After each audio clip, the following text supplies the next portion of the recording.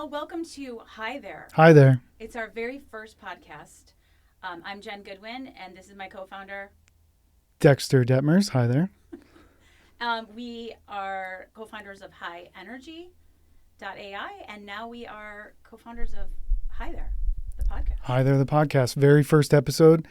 And what we want to do with this podcast is we really want to dive into the affiliate space and get to know the people behind the agencies, the advertisers, and the publishers that you've all grown to know within the affiliate space.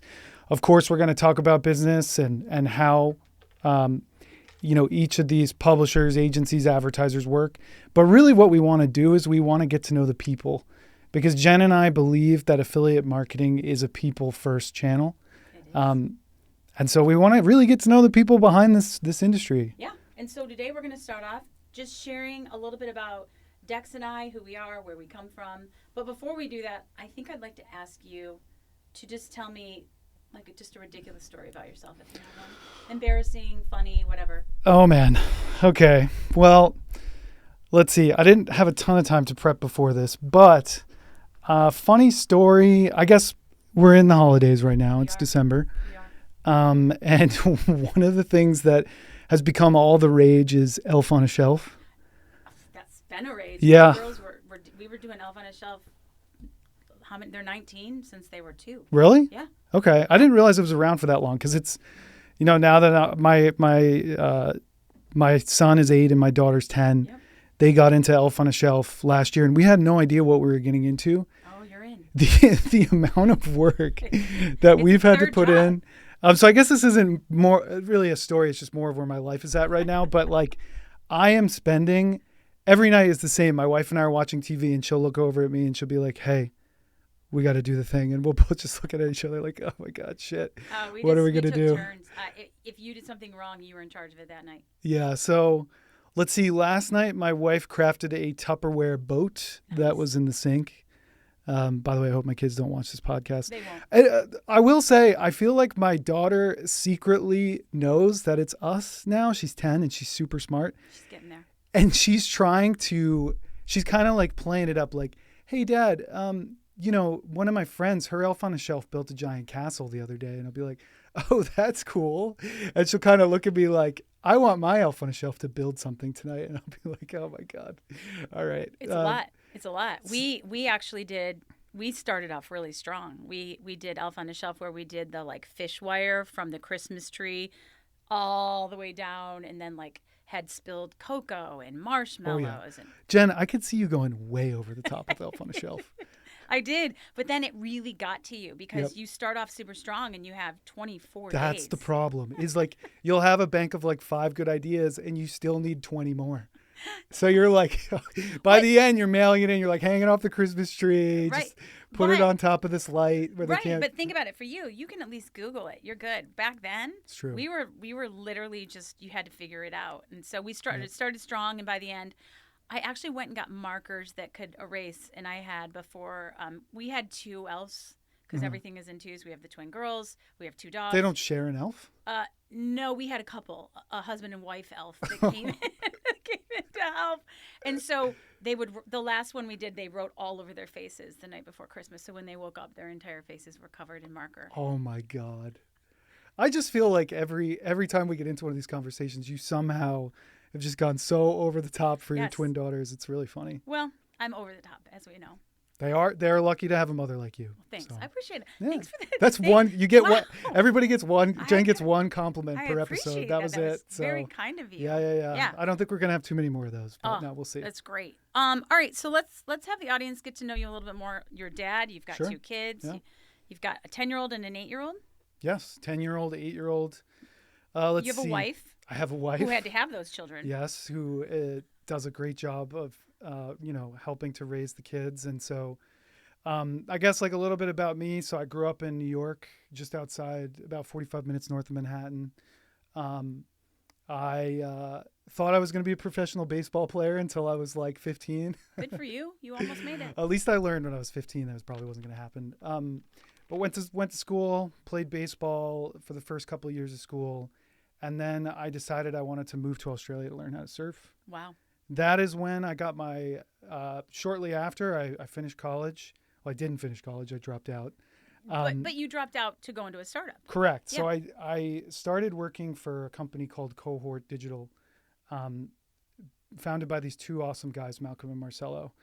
And they were just really cool, and it was a lot of fun. And, we were growing insanely fast. It was a really fast growing startup. I think I was like employee number 4 or 5. Oh, wow.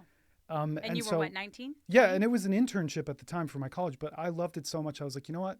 I'm just going to do this because it's fun. I'm learning. You're making money. I'm making money, and I met my wife in Australia. Lucky you. Sophie, yeah. So we met there. We lived there for a few years. Eventually, right around the time that Cohort ultimately sold, I decided to move back to the U.S., back to New York. And I found this company when I was in Australia. It was called CJ, Commission Junction. Oh, no way. You might have heard of it. I've heard of it before. But I was working with them a little bit at Cohort when I was in Australia, and I was like, that would be a cool company to work for. And it's a more mature company, Right. Coming right out of college, working for a really super early stage bootstrap startup. Stressful. Stressful, long hours, but lots of fun, Sure. Great people.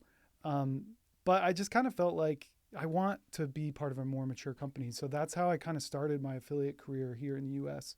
At CJ. And how many years ago was that? What year was it? 2001? Jeez, I think I moved back. So I think I started at Cohort in 2009, and I moved back to the U.S. in 2013, Okay. early 2013. Okay. And you left out a big piece of your story with your wife, because wasn't your wife's brother your best friend, Paul? Oh, Yeah, that's so weird that you big forgot part of the that. story. Yeah. Oh, of course. I think That's an actually, important- sorry. So that's actually how I met my wife. Correct. So when I was studying abroad in Australia, my RA was this guy, Paul, and we became great friends, like really good friends right off the jump. We just really got along well. We had a lot of the same interests. And a few months into me being over there, he was like, hey, my sister's coming out, and I don't want you to talk with her at all. Yeah, I think that he gave you one job. Don't go near my sister. Yeah. So, and then of course we wound up dating within a few weeks. And he naturally. caught you kissing her outside of a bar, I believe. Jeez, Jen, you're just going right into it, huh? I mean, I know the story, and I think Paul would appreciate the truth. He told you what not to do, and you did the exact opposite. Correct. And now you're married to his wife. But you gave him a niece and a nephew. So I did. You're welcome, I was in it. Paul. Little did Paul know, but I was in it for the long haul. I Thank was God. in it for the long haul. Could have ruined a lot of things. Yeah. Such a great story. Jen, I love how you get into the salacious elements of Well, I nearly just remember when you told me the story, I've always put it in the back of my head, like, this will have to come up again. Yeah. Perfect timing. Oh my God. Yeah, absolutely. Absolutely. So yeah, that's kind of how I met my wife. Great. But then also how I got my start in affiliate marketing. Which is awesome. And I always thought, like, with affiliate marketing, what I loved about it from the very beginning was like it's very freeform, right? Like Yep. you give a publisher a set of rules and parameters in order for them to earn a commission, and then it's up to them to decide how they ultimately drive that sale to a degree, right? Right. Like there's all sorts of compliance rules, and there's stand down and things that you have to abide by. But what's beautiful about that is like there's a lot of different ways, at least through my career, that I've been able to watch platforms, tech startups, publishers innovate to market brands to customers in a very freeform way. I always really like that aspect of affiliate marketing. And I think because it's so freeform, it's kind of like water. Like, so no matter what happens in the wider economy, Yep. like there's always ways that affiliate sort of navigates a lot of these different things that come up, like the shift to mobile, which Right. was a big deal when I It's huge. first started, right? Yep.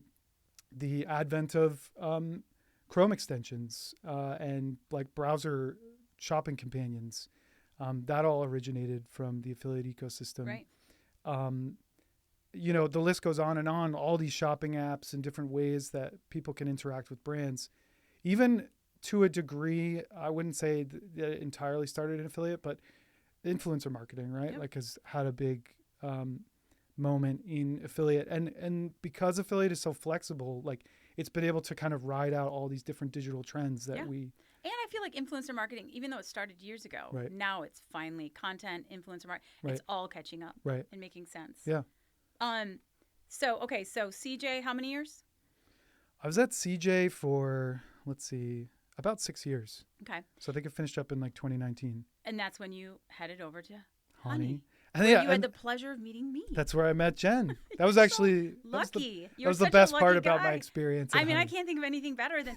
I mean, you met a lot of people, but you're probably like, wow, Jen Goodwin, she's great. Jen Goodwin, top of the list for sure. She's the best. Yep, 100%. Yeah, so I went over to Honey, Steph Krim or Steph Kelly. Yep. And Chris Aragon brought me over. Love him too.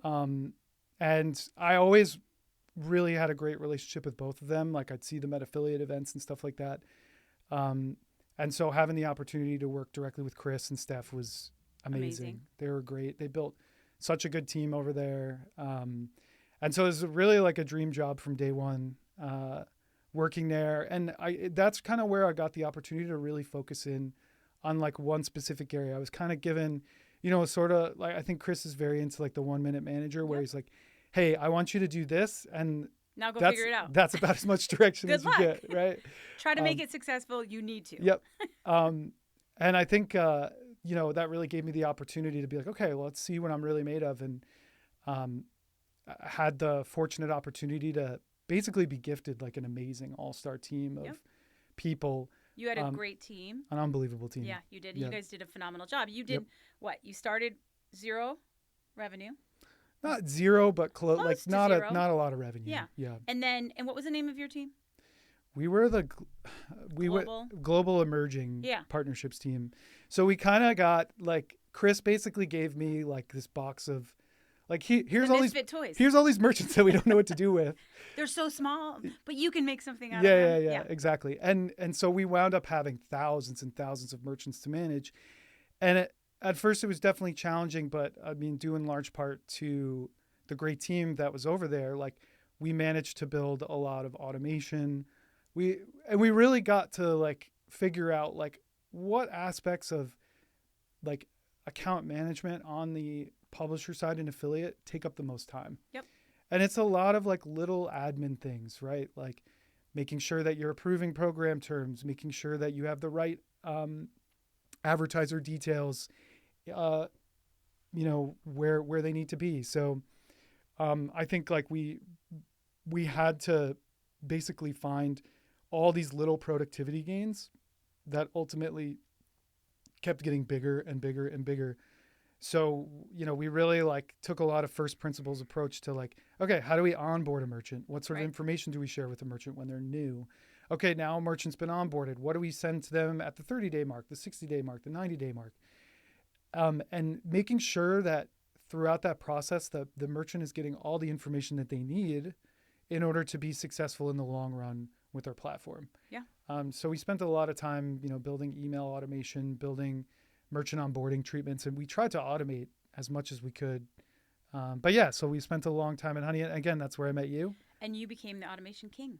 That's really where you got your title. The automation king. Yeah. Dexter, when I hear the word Dexter, I hear automation king. Yeah. Yeah. Although with some people on our team now, I see how good they are at automation, and I'm like, I guess I wasn't that good at automation. But you did it, and you pulled in. I mean, that's why I think part of the reason why you and I partner is we both know that we surround ourselves. We're smart enough, right? And we're going to always make sure that we surround ourselves with people that are even smarter than us to make. They just keep lifting you up to be the automation king. Exactly. It's perfect. Exactly. It's perfect. Yep.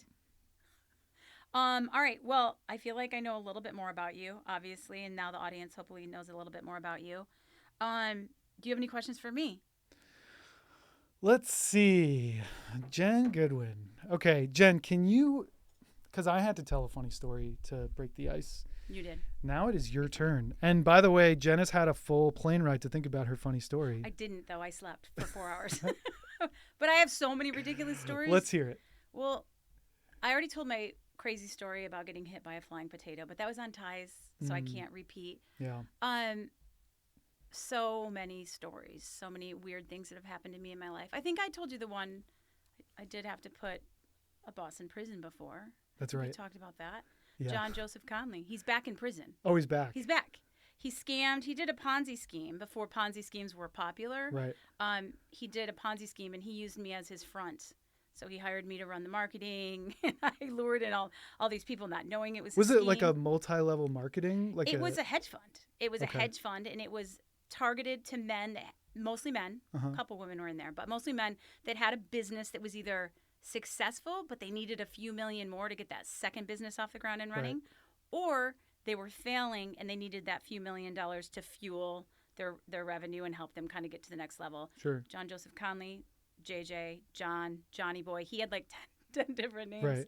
He would make me get them all in. We'd do a lovely presentation, then a big dinner, and then he would kind of remove me from the next process, which was the contract, Sure. which he had them sign, Uh-huh. but also deliver between $50,000 and $150,000 in cash up front to him, so that he would then release the $5 million he claimed he was going to send over. But he never released any money, ever, Really? ever, Wow. never. That's quite the scheme. Yeah. So I was pregnant with my girls, and I got a knock at the door at like 7:30 in the morning, and it was the FBI, 2 FBI agents. And I thought it was my husband now, it was my fiance. And I was like, open the door. And they're like, FBI, open up. And they were there in their black suits. And they had to first come in and interview me to make sure that I was not part of the Ponzi scheme. And then I was called to testify before a grand jury. Oh my gosh. So, yeah. That's a pretty good story. That's a good first story. It wasn't bad. It wasn't bad. And I put him in prison. And I have to say, I loved being on a grand jury. I loved testifying before 100 people. It was literally like being in a play. You were born for this shit. I was born to put people away. It was like you're just getting ready to get out on the stage. Break a leg, Jen. I've got this. I did have, I had a private, what would you call him? He was my bodyguard for 24 hours, picked me up at the airport, stood outside my hotel, made me go and eat. I always had someone with protection with How me. many days did you have protection? It was only 24 hours you were there. I was very pregnant. I was Right. 6 months pregnant with twins. So as you can imagine, I'm pretty short. I had a very large stomach. All other men were testifying. So it was just me and like 20 other men. And they didn't want any of us to speak with each other. And so we weren't allowed. And also, I believe his family was involved in some other things within the city that we were in. So they just made sure that we were all safe. Let me ask you this. And this might be a little bit of a controversial question. But You know what? Go ahead. Was JJ a nice guy, though? Like, outside of this whole Ponzi scheme John thing? Joseph Conley? Yeah. No, he was not a nice guy. No? Like, he was mean? He was a short, mean Irish man who was very controlling. I think he thought of him like Bonnie and Clyde is how he talked about myself with him. He'd say, we're like a Bonnie and Clyde team. Like my husband now, Jeff, he thought he wasn't good enough for me. He's like, ditch that guy. Everything was about like making me stay out till 2 a.m, making me get back out at 7 a.m. with him. No, he was not a nice guy. And the reason I left, not knowing that it was a Ponzi scheme, was because my like 5th check bounced. And when I called him, he started yelling at me and told me I was being ungrateful. And that's when I was like, all right, we have a problem. So that was the 5th time that your check had bounced? No, I had gotten 4 checks, all cleared. But so you worked with him for like 5 months? Not even, like 3.5 months. I think if I had worked for him for 5 months, I would be sitting in prison with him. So I'm happy to say I left early. Well, if you're the FBI, I hope you didn't get any new information They there. cleared my name. Okay, They all right, cleared my name. But yeah, so that's one of my stories. Okay, so tell me how you went from facilitating a Ponzi scheme to affiliate marketing. Well, I'm a little bit older than you, so I had a few other careers before. That was just one. That was when I tested the waters and decided hedge funds aren't for me. Oh wait, by the way, she wasn't facilitating a Ponzi scheme. I wasn't. Just for the record. I was not. I was.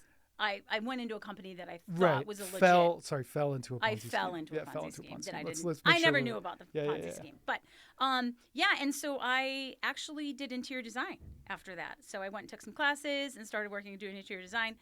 And then the market was changing and everyone started to just start purchasing things online.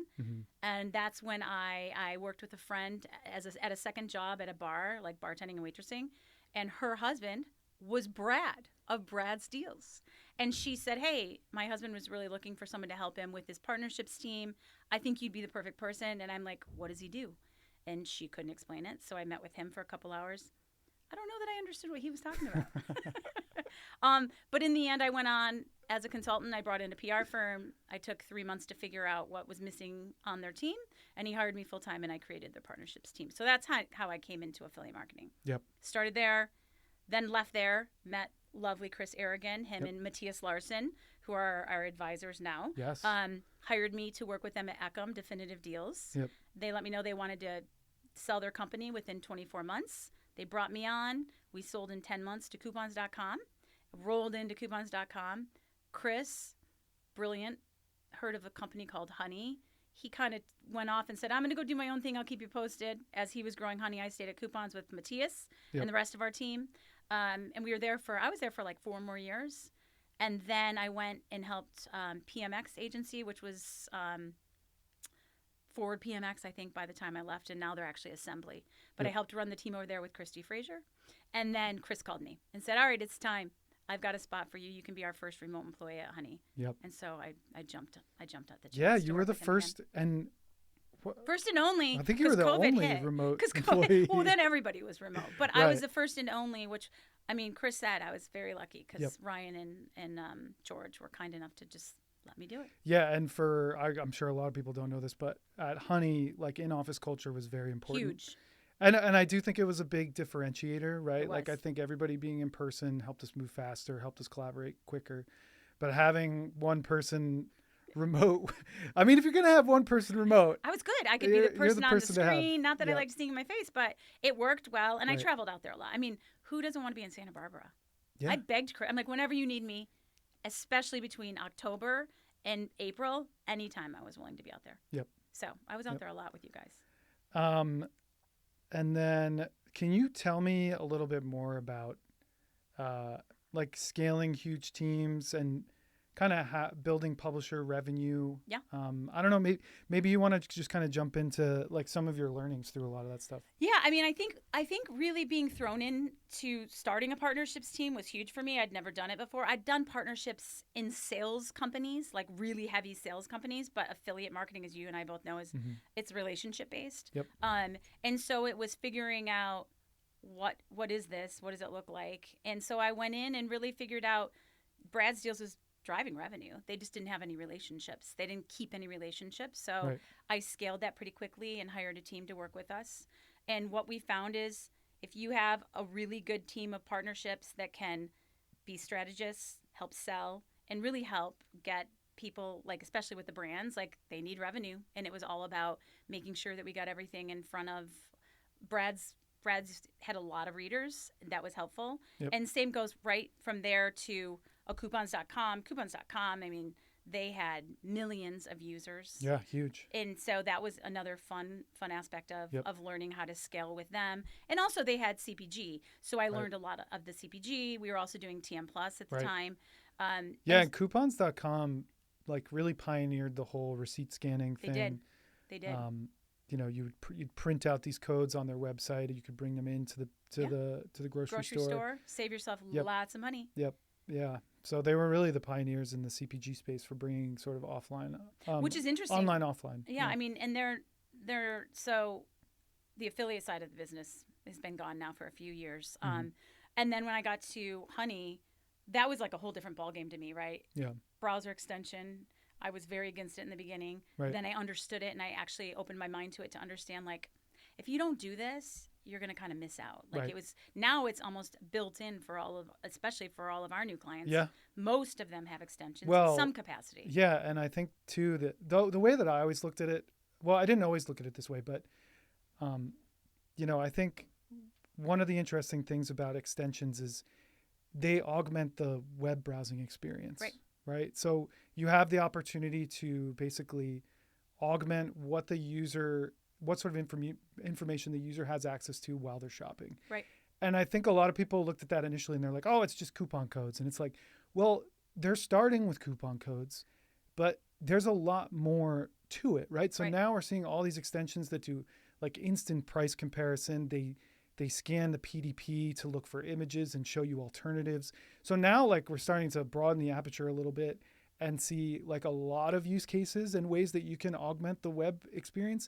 And now with AI, like I think it's going to get even crazier. Bigger. It will. Right? It's going to get even bigger. Like Yeah. you're always going to want something there with you, like some form of, whether it be AI or some sort of shopping assistant there with you to help you make better buying decisions.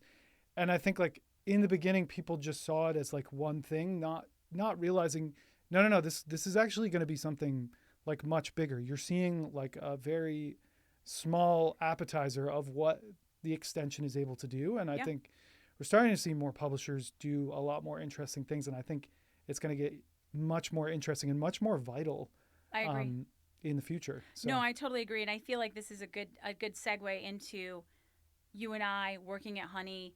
I think it was really really cool that all of us were able to be a part of that acquisition to PayPal. I mean, a $4 billion acquisition in our space was at that time unheard yeah, of. I don't know if it'll ever happen again.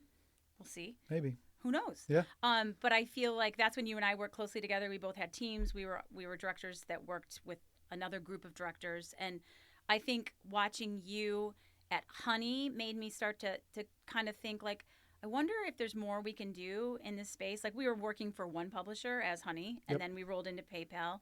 You ditched, but 2 years in, Uh, well, I left for another startup. right? That's what I mean. You ditched. Yeah, like you ditched like us. early because I don't know. I'm like an action junkie in that Yeah, way. absolutely. I like to go where the action Well, and it's is. slowed down, right? Yeah. You get acquired by that big of a company. Yeah. PayPal sat on us. I mean, we sat. To be fair, in the beginning with COVID, we didn't sit. We were working 40, 50, 60 hours when everyone else was just staring at walls and panicking. Yep. We didn't have time. We didn't Yeah, have time to I mean, panic. we had so many, like a huge influx of new users. I mean, digital marketing in general just like went through the roof. So Yeah. we didn't have time to. We like, went for 30% online to 100% Yeah. online. Yeah, such a strange time. But yeah, I mean, it was this huge wave of consumer demand that came online. Yeah. People that, traditionally had never shopped online before were starting to shop more online. And yeah, Honey definitely saw a benefit from that. So all through COVID, we were heads We down. were killing it. We killed it. Yeah, we were And heads we worked. down. I think what I liked is how busy I was because I don't think I had time to stress out about everything else that was happening. But Right. I think at that point you had left. I was then now really sitting on my hands at that point because we were kind of almost through COVID, and PayPal hadn't quite figured out again what to do with Honey. Right. So I was really just talking about incrementality. I was in escalation. I was really bored. Mm-hmm. I like no longer was using my brain at the end where it felt like I was rotting. So I started really looking into what's my next step. What am I going to do? There's no way I'm going to be a long-term employee at this point. Yep. And then you reached out to me because you were doing some consulting on the side outside of your startup, Ria. No, I think it was after Was the it after? startup. It was Yeah, after the it was startup. after the startup. And then I remember I had gotten a phone call from Duran at Thanks, post-acquisition company, and you had gotten a call from Lauren at Re-Up, and that's when you and I both started helping each other Yeah. just do some consulting. Yeah, we were just doing some stuff, Yeah. just helping after your stint at PayPal and my stint with the startup. Yeah, we just thought like, wow, like people keep reaching out to us asking like, hey, I want to monetize my platform, Right. but I don't know how. And it got us thinking like to do it right, to monetize your platform correctly,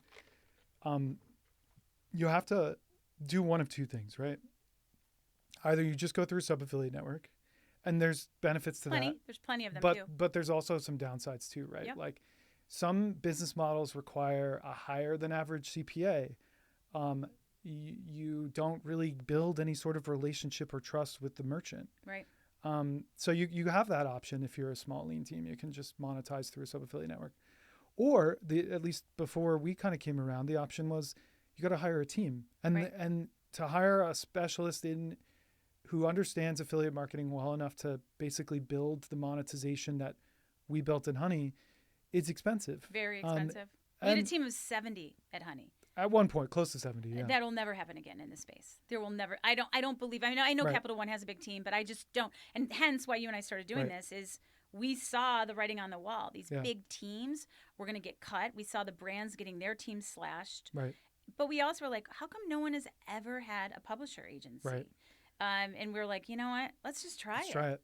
And that's kind of like the option that sits in the middle, right? So, traditionally you had sub-affiliate or hire a team. But now there's a middle option, and that is working with High Energy and our affiliate intelligence platform and our team that can go out and do a lot of that stuff for you. Exactly. And I think what's really, really cool is that we've created the affiliate intelligence platform, Rocket. I'm always calling it Rocket. Sorry, you're going to have to just take it. So that we can help publishers scale Right. and also really be that like super dashboard for them, because as we all know, everything's fragmented in the affiliate space. The networks, you can go into a network, but that's where if you're in Rakuten, your Rakuten numbers are there. If you're in CJ, your CJ numbers are there. And really, if you think about high energy and what we're trying to build is that hub that sits above all them, and you plug in the APIs, and then hopefully we're going to create this beautiful dashboard that everyone is able to get exactly what they're looking for to figure out how to continue to scale. Yeah. Yeah. And I think that's always been, like, at least when I was at Honey, that was always the issue, right? Is like the affiliate ecosystem is so fragmented. So fragmented.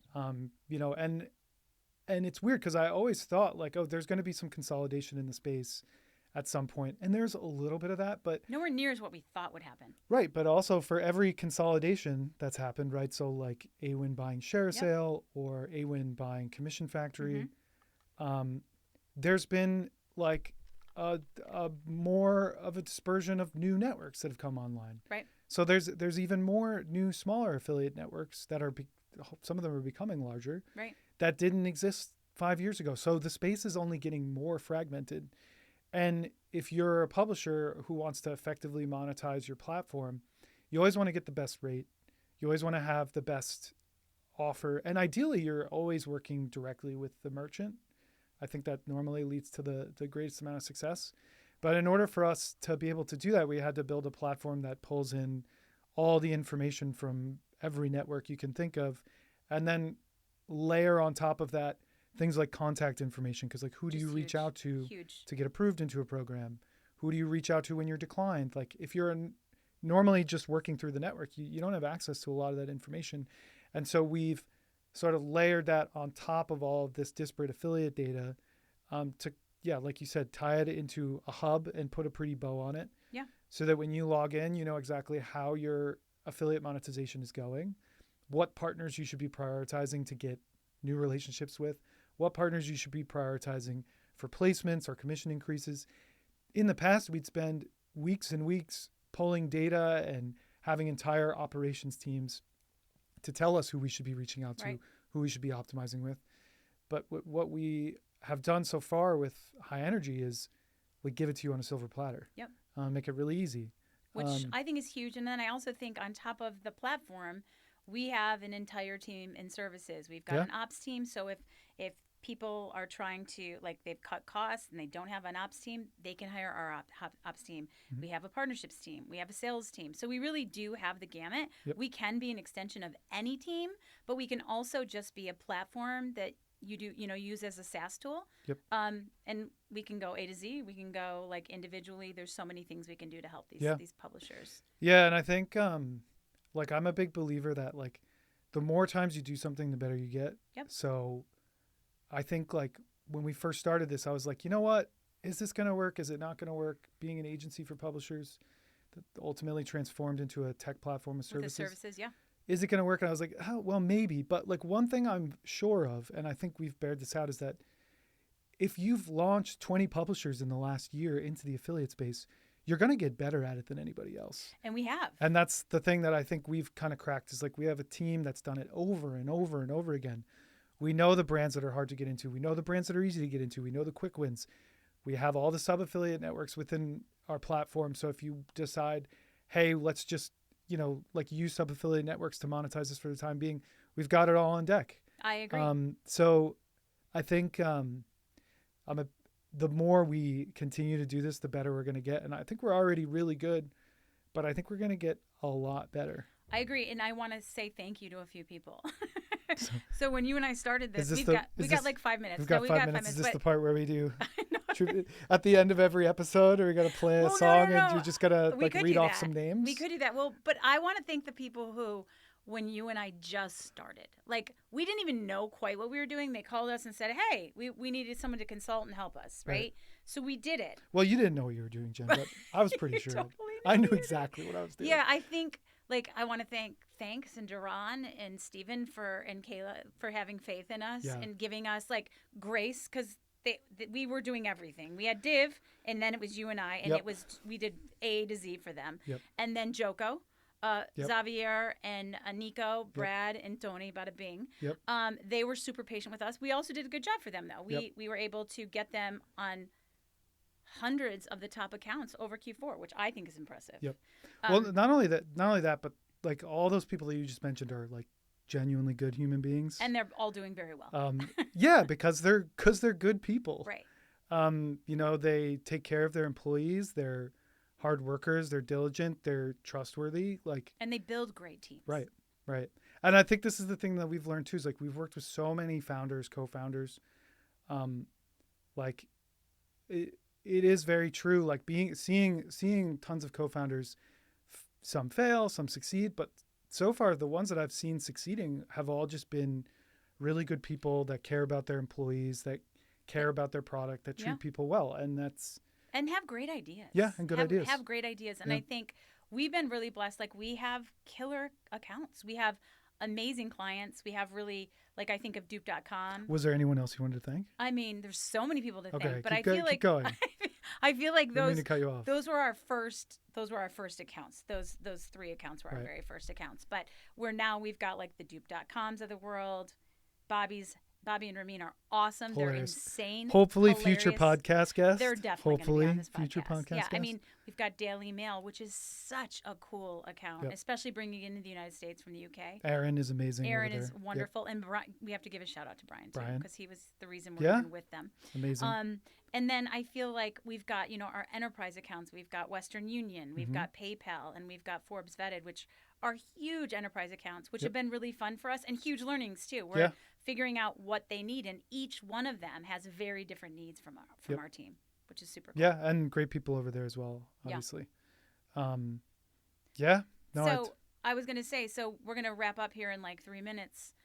We probably should wrap up on a high note, don't you think? So ladies and gentlemen, for the first time, Jen Goodwin is going to be performing a song. She's going to sing for everybody. I will not be doing that. Oh, no? Okay. No, that is. Sorry, I thought that's where we were going with this. No, not happening. No. I think since this is our first podcast, and I think we've talked about it, we'll probably do it once a month, and we'll bring in different partners for sure. Bobby from Dupe. Chris Aragon. If he accepts. He'll accept. Maybe Chris and Ryan from Zero Clicks will show up for us. Yeah. Ryan's not far from here. This would be a great place. By the way, we are in an awesome studio here in Westlake in Southern California. Yeah. Right. Wait, isn't that home of one of the CJ offices? Yeah, there's a CJ office right down the street from here. That's right. And it's like 75 degrees today. I'll be able to get some CJers on here. I got out of Chicago just in the nick of time. There's another snowstorm coming. So I'm happy to be here. But I think Hi There, the podcast, is actually, one, a great name. Hi there. And two, I also think what we do is we introduce people to the space and to all the players in that space. And so, my goal is to get, Adam Weiss and Sarah Cuevas, Kelly Merkel, like people that are running the networks and getting them in here and having these conversations to kind of find out what's going on. Yeah. Because things are changing quickly in this space. They are. Yeah. Well, I think this was a really good first episode. I think it was excellent. I hope everybody got to know us a little bit better. I think they got to know us a little bit. I hope I wasn't boring too, because you're not boring. Actually, you're far more interesting on a podcast than in person. Yeah, in real life. My life is very boring, but I'm not boring on a podcast. But you do have puppies. I did just come from your house, and you guys rescue puppies, and I had 4 little puppies all over me before we came here. If it wasn't for my wife and kids, my life would be incredibly boring. Well, I'm happy you have them. Yeah. And Elf on the Shelf. We'll let full circle Elf on moment. the Shelf. Full circle moment. What are you gonna? I will help you tonight. I'm going to help you guys with. Yeah, actually, for anyone who's listening to this, if you've ever done Elf on a Shelf before, we want you to email us. What did you do? What was your favorite Elf on a Shelf moment? What was your least favorite Elf on a Shelf moment? It's all about mischief, right? It's the elves get in trouble, and that's what you have to do every day. Okay. It's mischief.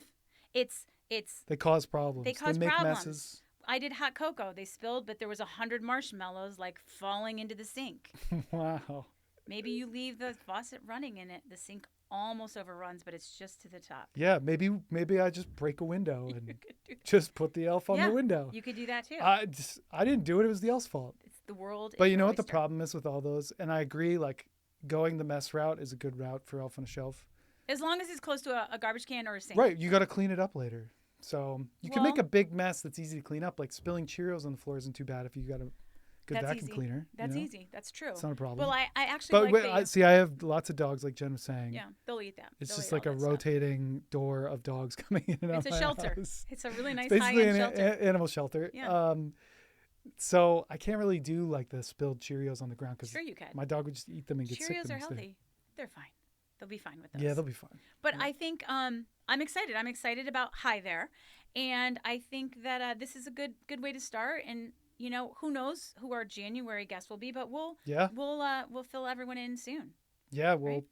hopefully we'll know in the next couple of weeks. Thanks for allowing me to come to California, to come to this beautiful studio. I look forward to next month. I think I'll be back here. Maybe we just do it right after Vegas. I'll fly back here from Vegas. Oh, nice. Okay, yeah. See I mean, that? I do like this studio a lot. Yeah, I think we've got Ty over here on Ty's the great. ones and twos. Production. He's waving right now. He's waving all over. And he's good. He's good at his yeah, job. This is a good place to be for sure. So awesome. All right. Well, thanks guys for joining us, and hopefully